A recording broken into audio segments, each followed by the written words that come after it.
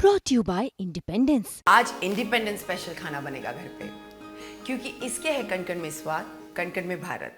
ये मेरी पार्टी ने अपना रुख इसको लेकर हमेशा से स्पष्ट रखा है कि जातीय जनगणना का पक्षधर लोक जनशक्ति पार्टी रामविलास है।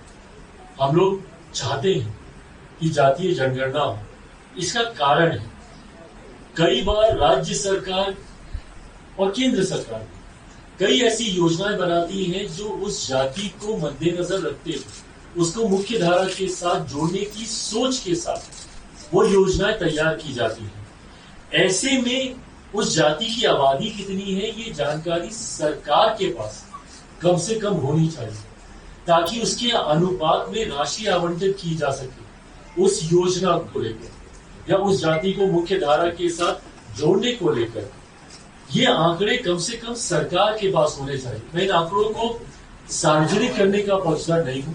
मैं मानता हूं कि ऐसे आंकड़े समाज में डिवाइड क्रिएट करेंगे। ऐसे में मैं चाहता जरूर हूं, कई बार न्यायालय के द्वारा भी आबादी को लेकर मांग की गई है, पूछा गया है कई बार सरकारों से कि फलाना जाति की क्या आबादी है। तो ऐसे में ये आंकड़े मैं मानता हूं कि कम से कम सरकारों के पास होने चाहिए। आधा पानी छानेंगे क्योंकि आप युवा नेता हैं। क्या झारखंड में अब अलग से चुनाव लड़े या गठबंधन के साथ लड़े? युवाओं को कितना टिकट देंगे? मैं डेफिनेटली मेरी क्लैरिटी रहेगी। मैं एक अपना एमवाइज समीकरण है मेरा, जहाँ पे महिला है और युवा है।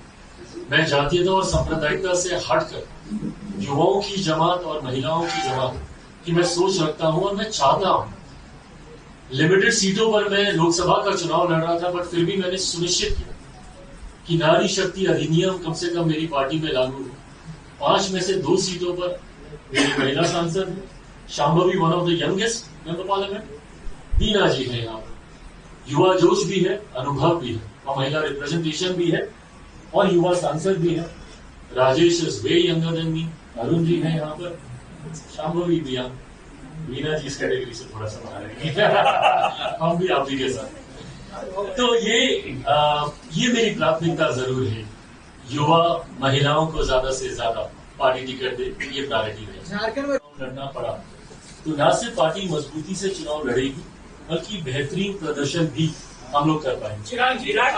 आपका इलेक्शन जब 5 साल होता है तो एक बार आप नजर आते हैं, आपकी पार्टी नजर आती है, आपके संगठन नजर आते हैं, एक आध सीट पे आप चुनाव लड़ते हैं। इसको क्या माना जाए? आप एक तरफ कहते हैं कि मेरा जन्म जो है बिहार में हुआ था, जब मैं जन्म मेरा हुआ था उसमें बिहार ही था।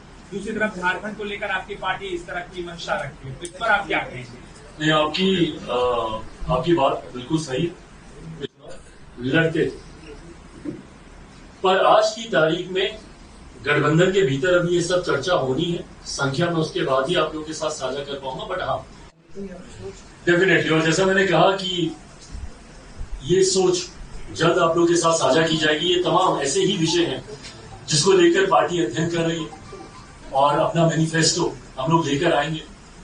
बिहार में बिहार फर्स्ट, बिहारी फर्स्ट की सोच के साथ मैं आगे बढ़ रहा हूँ, जिसमें बिहार को विकसित राज्य। और जब मैं बिहार का जिक्र करता हूँ, इसलिए मैं ये उदाहरण भी दे रहा हूँ क्योंकि जब मेरा जन्म हुआ था उस वक्त झारखंड बिहार का ही हिस्सा था, हम सब एक ही थे। ऐसे में समस्याएं ज्यादा अलग नहीं है। झारखंड बिहार पलायन को लेकर हो, बेरोजगारी को लेकर हो, विकास को लेकर, तो ऐसे में पार्टी इन तमाम विषयों पर अध्ययन कर रही है और ये तमाम चीजें एक कॉन्क्रीट रूप में जल्द आप लोग के समक्ष आएंगी। ठीक है चिराग जी, आप प्रधानमंत्री जी ने इस बात को स्पष्ट कर दिया है कि जो आरक्षण का जो प्रावधान बाबा साहब की सोच के आधार पर था वही रहेगा आने वाले दिनों में। अगर क्योंकि ये स्वतंत्रता राज्यों को, जो सुप्रीम कोर्ट का जो ऑर्डर आया है, राज्यों को ये स्वतंत्रता दी गई है वर्गीकरण को लेकर, क्रीमी लेयर को लेकर। अगर जरूरत पड़ेगी तो सरकार इस पर अध्यादेश भी लेकर आएगी।